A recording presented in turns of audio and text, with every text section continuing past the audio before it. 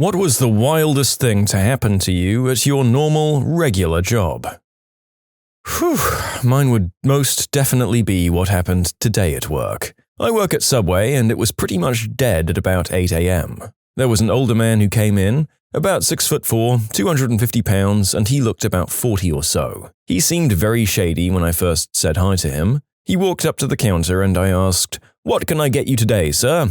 And he replied with, "I want a bag of money," in the most serious tone. Now, I've had people come in and joke by saying they want $1 million, and normally we just laugh about it. So I chuckled a little, but his facial expression didn't change.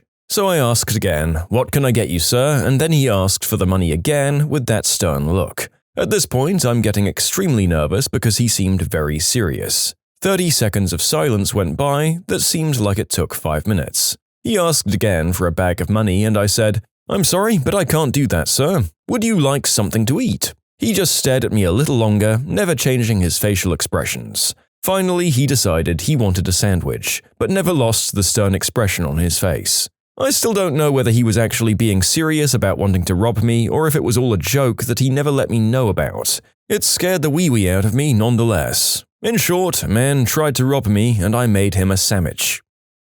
I was working in a mall at a burger joint when I looked up and saw a guy coming out of the men's room holding a bloody butcher's knife. The man calmly walked through the food court and out of the mall exit as my manager and I both looked at each other, not believing what we saw. I swear 1 minute later, as we're trying to call security, 15 cops ran by with guns drawn. Turns out the guy had stabbed someone to death in the bathroom. The cops were there so fast because the same guy had violently attacked someone else the day before and escaped. He was recognized by a witness prior to going into the bathroom. In short, I saw the aftermath of a homicide while flipping burgers in a mall. I used to work in a dementia ward. I've been bitten, peed on, had things thrown at me, and attacked by a guy who was hallucinating. But the scariest thing was when one of the electric fireplaces caught fire and 2 of the men in the ward just locked their doors. The time between calling 911 and the firemen getting those 2 out was terrifying. We can only hope that this incident maybe encouraged the ward to perhaps update their doors to ones that couldn't trap the occupants into their own private furnaces during an event like this. But then again, these facilities tend to be underfunded, so who can say?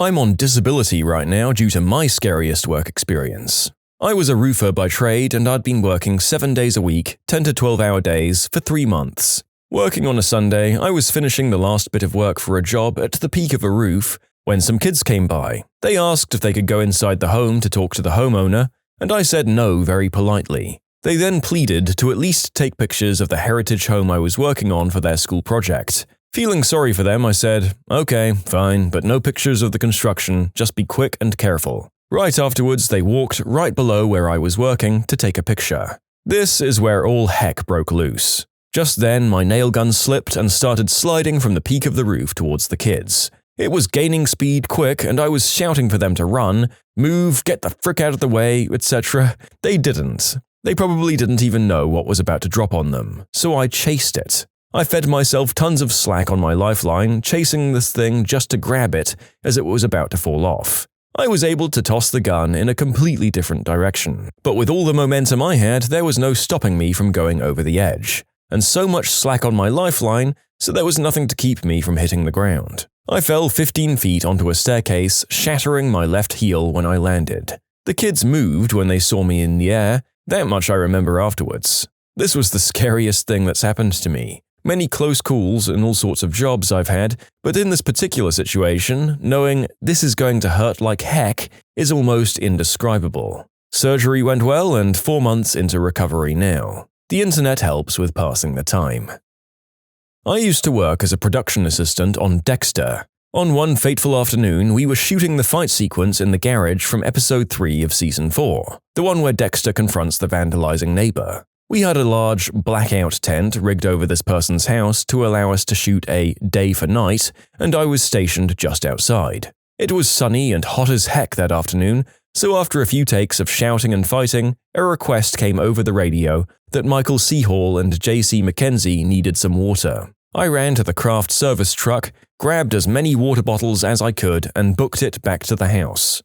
As I stepped inside the tent from the bright sunlight, my vision went black. There was a lone practical light in the garage, meant to mimic Dexter's flashlight, which hardly provided sufficient illumination for my constricted pupils. I stumbled into the garage, arms full of water, doing my best to locate our actors. Despite the various crew members in the garage moving about, I was able to find JC rather quickly. He was right under the light talking to the director. So far, so good. I handed him a bottle and turned to find Michael. I spun around a couple of times, scanning the room, but no signs of MC Hall. Even as my eyes adjusted and shadows became clear, I couldn't find him. Then out of the corner of my eye, I saw a shadow move. As I turned around at that perfect moment, the dark passenger emerged. A figure clad in black, wearing a tattered ski mask, rose from the depths of whatever hell he came from and approached me. My spine froze. All the water bottles tumbled to the ground. For a brief moment, I felt the greatest fear I'd ever known.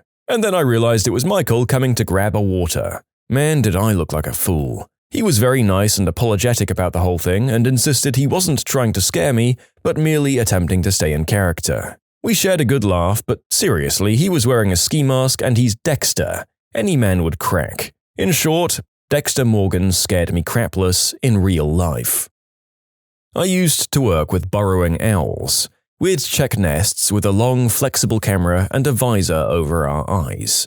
Well, one day I headed into this field, knelt down, put the visor on, check the nest. It took about 15 minutes. Then I stretch up and take the visor off. About 50 cows are in a circle 360 degrees around me, staring at me with their cold, dead eyes. I have no idea how I didn't feel them walking over. They started to get nervous and excited as I packed up my stuff, and parted so I could see one very angry bull at the back of the herd. I did my very best calm speed walk out of there. In short, I hate cows with a fiery passion.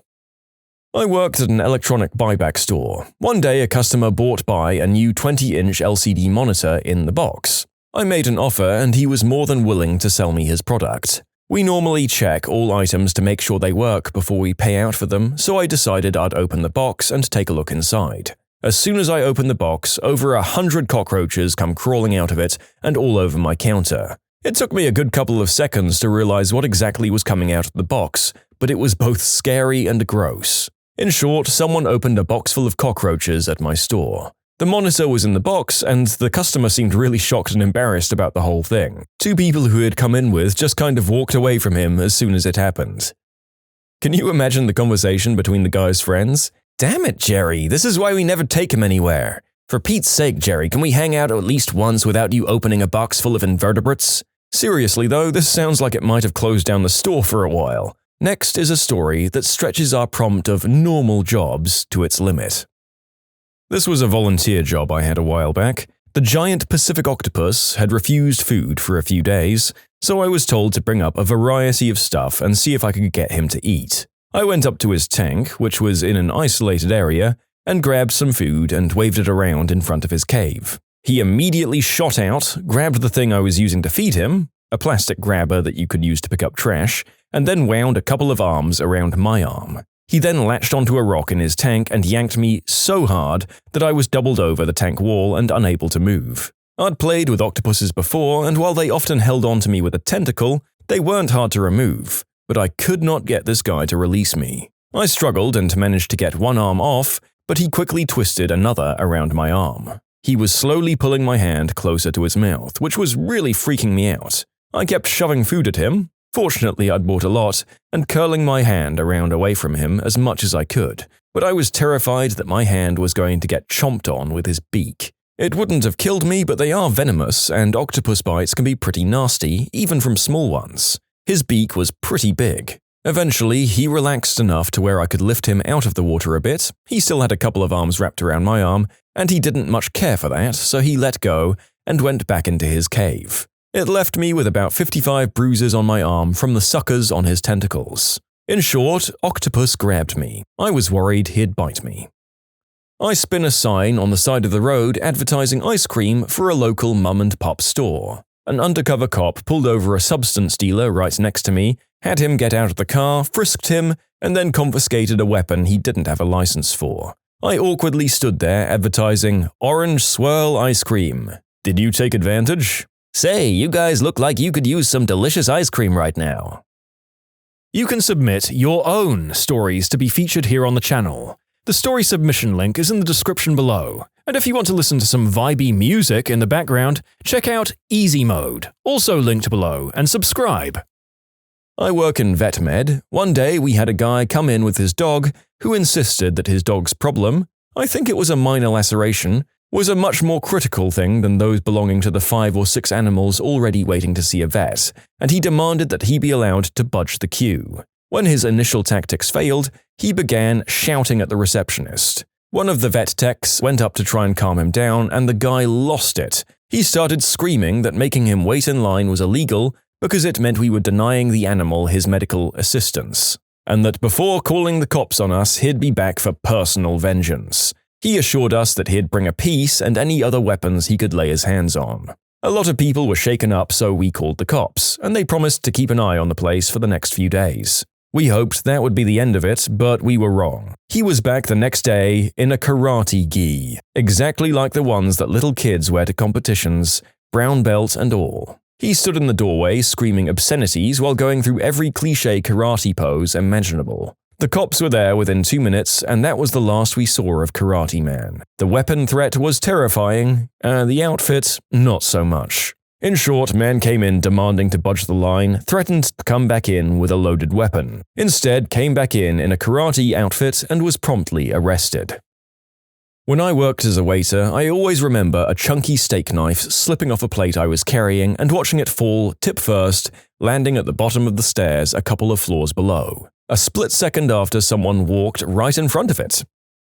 At a shooting range, I hate new shooters. They get so excited about shooting anywhere in the same zip code of the target that they whip around and say, "Did you see that?" and end up waving their piece at you. It's scary.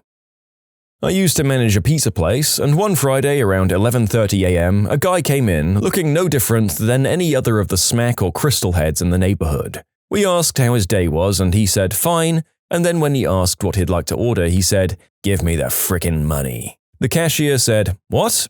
And he repeated, "Give me the fricking money." He put his hand inside his jacket and pointed something from the inside. Hindsight tells me it was probably just his hand and not a real piece, but it's not the kind of thing you want to take chances with. The cashier slowly moved to open the drawer and set it on the counter, and the guy grabbed what he could and ran out the door. He only ended up taking about $100, basically what the register had started at, since we'd only been open for 30 minutes. It was just a helpless feeling, though, being in charge and having a cashier potentially in danger like that.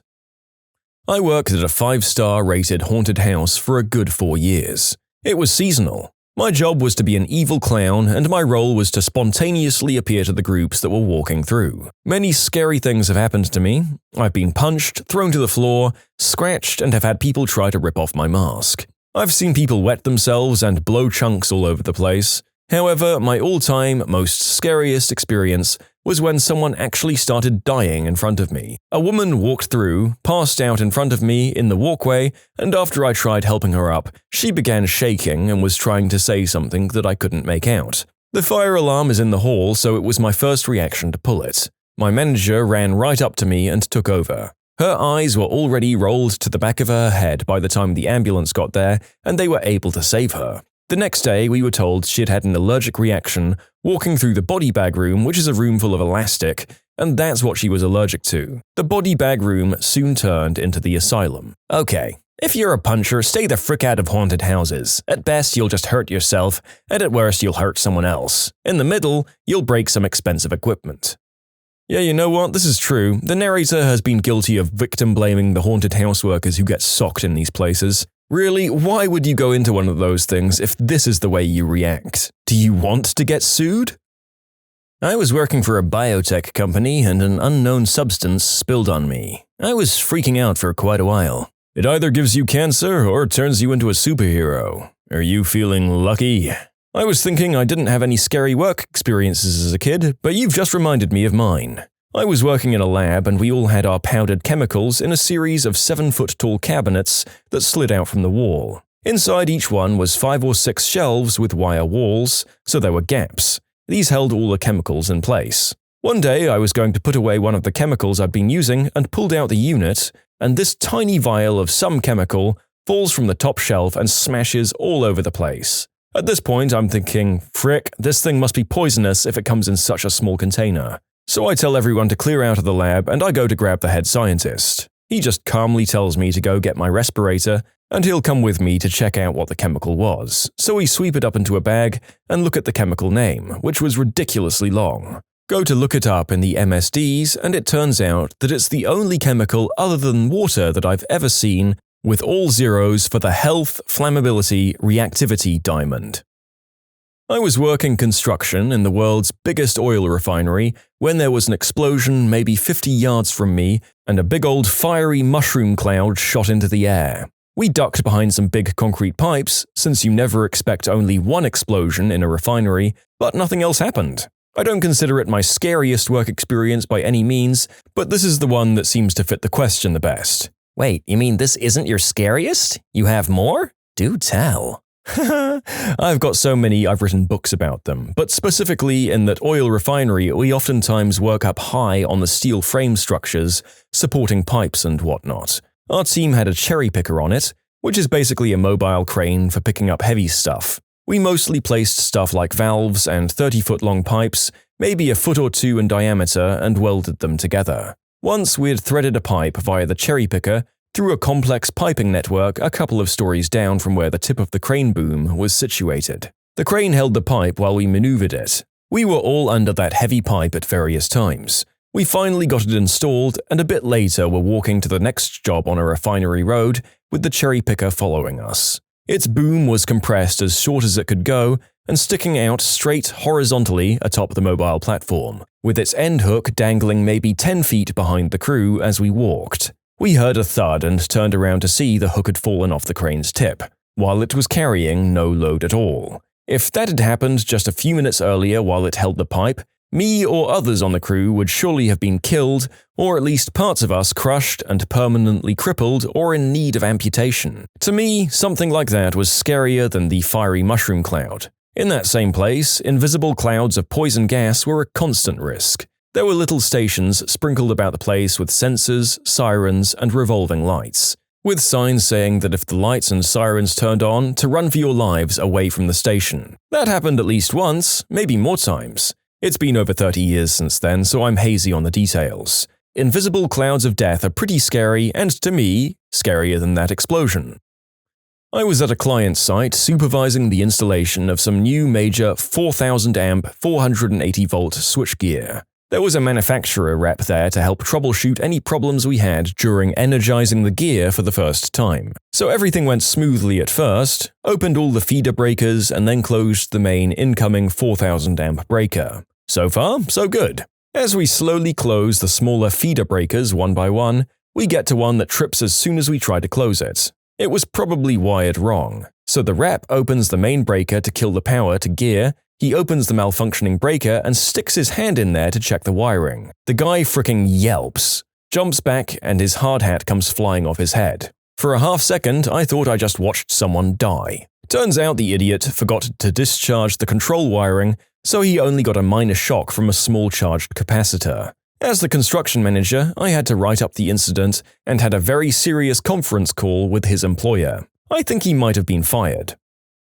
I worked in a call center for a large US telecommunications company in sales for 5 years. A woman called in one day, depressed and needing to talk to someone. Her husband had just died, she'd lost her only child a year prior, and she said she didn't want to be alive anymore. This lady had it planned out in great detail, which is why I was even more concerned. I highly suggested 911 because they're trained to handle this sort of thing. At the end of the day, she just needed someone to talk to. I ended up talking her out of self-deleting over the phone and giving her a few other resources I knew of. The Prevention Lifeline, NIMI, among a few others. You'd think working for a phone company in sales could get you some odd characters that call in and it makes for an entertaining story, but this particular incident certainly threw me for a loop.